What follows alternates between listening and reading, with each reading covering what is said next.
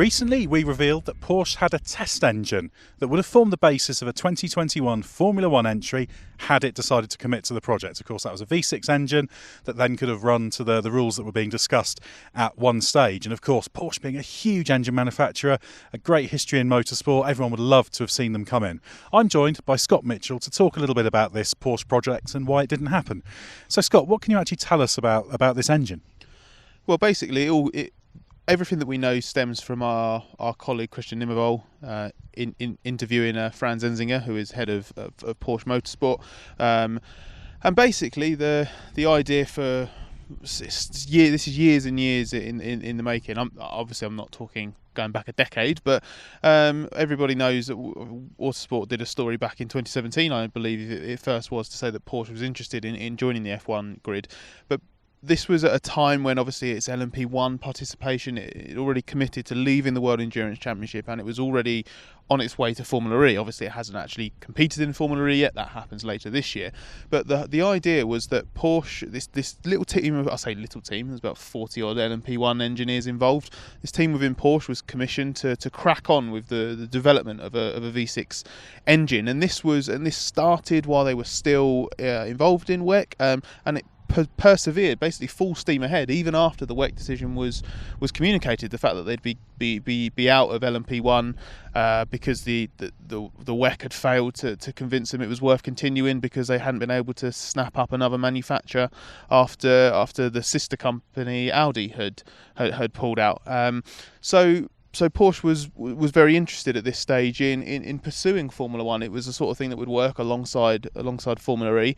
So the development continued, and it wasn't just about building like a single cylinder example or something like that, or just engineering or anything. They built a real life engine, and that engine has been running on the test bench basically at Porsche. They've used it for road car projects, and the idea was you build this V6 engine that's different to obviously the engine with which they absolutely dominated the LMP1 ranks with, and it could be used for different things. Porsche has been using it, as I said, to test other things, because there's always all sorts of things you can learn from the automotive side. But the really interesting thing was that this engine was F1 compatible. The point was that if they committed to F1 in 2021, this would have been the basis of the engine they used. So really, really serious investment just on the engine tech alone. And of course, one of the reasons Porsche were very interested in this, obviously a company like Porsche is always monitoring F1, and we should say most big manufacturers have various little projects on the go, just little sidelines, experiments, keep up to date with the rules, just in case we ever want to do something. But obviously it would have built upon some of the WEC technology. The MG UK obviously has some commonality.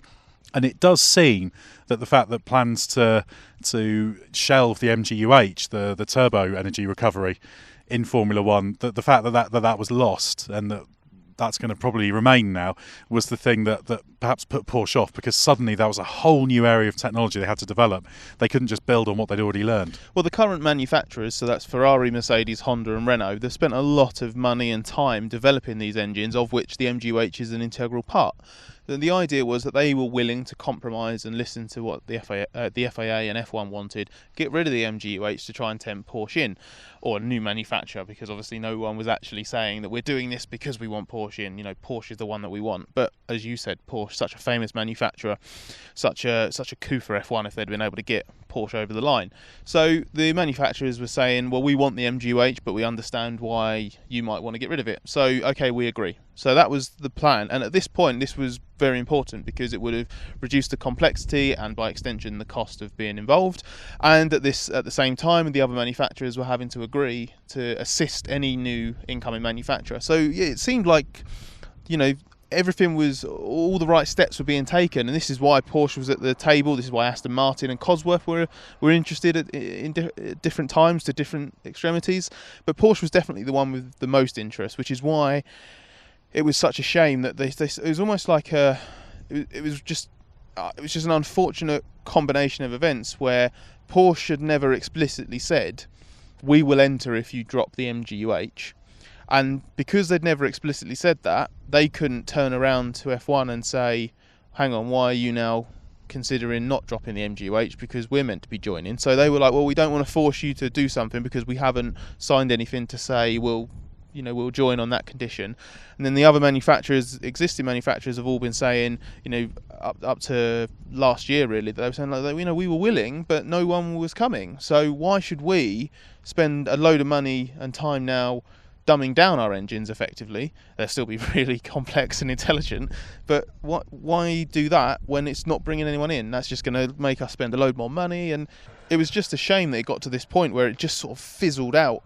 And maybe F1 should have done more to sort of get Porsche over the line, because they'd committed investment in time and money to get the engine up to scratch. They'd already indicated that they weren't going to do a half-baked project where they just hand an engine to a customer and let them do it. They wanted to get involved. They were exploring what it would take to have an F1 team itself, like Mercedes style, and that's obviously a massive operation, 1,500 odd people across Brackley and Brixworth for Mercedes on the chassis and engine side. So it's amazing, actually, the more we found out about how committed Porsche was and how interested they were, what they'd explored, what they'd achieved already, and what they were considering executing. And it didn't happen. And I just think that's a massive missed opportunity for F1. What a brilliant achievement. And how exciting would this, we've much talked about 2021 regs, and it would have just been even more exciting if we'd had another manufacturer, one like Porsche, coming into play. Of course, it's one of the challenges, though, isn't it? Because until you get the budget signed off by the board, you don't have that extra manufacturer. And I remember previous engine regulations, Audi were part of the thing. There was confidence there'd be a Volkswagen Audi group engine. Of course, that didn't happen. And it's a fine balance for Formula One between keeping the existing engine manufacturers happy and casting out for these other ones. But Porsche would have been brilliant. Of course, Porsche does have a proud history in Formula One. It was a race winner as a full works team. 1962 French Grand Prix with Dan Gurney was won by Porsche. The tag engine that McLaren won the World Championship 84, 85, 86, Drivers' Championship in 86, of course, was hugely successful. The last Porsche entry, which was a brief one with footwork in 1991 that didn't even last half a season, that didn't go so well. It was basically built upon two of the old turbo V6 blocks sort of glued together effectively. It was underpowered, overweight, unreliable, and it was a disaster, and it shelled before the end of the season. But overall, Porsche, while it's come and gone from Formula One and it's been gone more than it's been here, it is a great mark to have, and it would have been a big coup for Formula One to have Porsche. Well, it would have been big for F1, and I think it would have been important for Porsche as well, because they've got this history, and the tag badge engines obviously they offer a lot of glitz to the Porsche. I won't say legend, but their success in motorsport. But the last fling with F1 was such an embarrassing failure. And there were, I can't remember the exact number, I think it's like the 5 or 6 Grand Prix that they actually qualified for. They retired from all of them for a mix of engine and throttle problems. So it was an unqualified disaster if you compare it to what Porsche's standards are. So, well, in the end, the Footwork Arrows team, they were paying Porsche for that engine, but they basically got it back because Porsche were not able to hit the engineering objectives that were set out in the deal. It was a very poor engine. It was a shame because there was the possibility that Porsche could have continued. They did look at it originally as a 3-year deal, and there was some talk about kind of a second generation engine, a proper normally aspirated V12 it would have been, or perhaps V10, but that never happened, which is a real shame. Exactly. So this would have been an opportunity for Porsche to come in and sort of settle the score, conquer another technological challenge. It would have been brilliant for F1 to have a 5th manufacturer. Imagine what a brilliant sell that is to sponsors and to fans as well. You've got Mercedes, Ferrari, Honda, Renault and Porsche. That's an incredible five engine manufacturers would be absolutely mega, and a testament and vindication of the perseverance with these complex engines, which have come in for a lot of criticism at times. So it was a shame on both sides, and obviously it's not like Porsche's disappeared and we've lost Porsche to motorsport. They're cracking on with the Formula E project, and ultimately it boiled down to internal politics as well. It's unfair to blame F1 entirely for missing the trick. I do think that when that opportunity came up, and who's to say they didn't, but you can sort of add 2 and 2 together a little bit. They obviously didn't quite move heaven and earth to get them through the door. The commitment to dropping the MGUH was pretty much as far as they'd go. So maybe they could have done more, maybe they should have done more.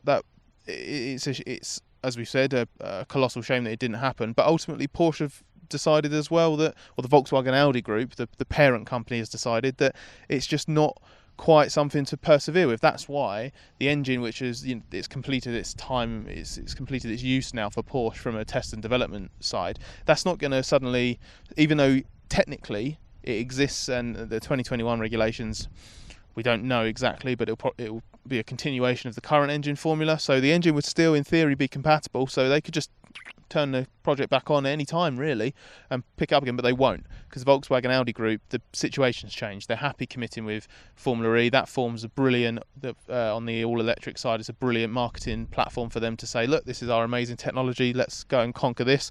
And on the traditional motor racing side, obviously they've got an enormously successful manufacturer and customer GT operation and things like the Carrera Cup to focus on and that sort of thing. So I just think that where the Volkswagen Audi group is at the moment, two marques competing in Formula E is better than having one in Formula E and one in Formula 1, for example. Well, it means no Porsche in Formula 1 for now, but it doesn't mean it won't be in the future. I'm sure Porsche will be back in Grand Prix racing one day. They'll have to be, surely. But it is also a reminder that a lot of these manufacturers have these little side projects, these little evaluations, and you never know when one can actually lead to a serious project. Big investment, but big manufacturers are still interested in Formula 1.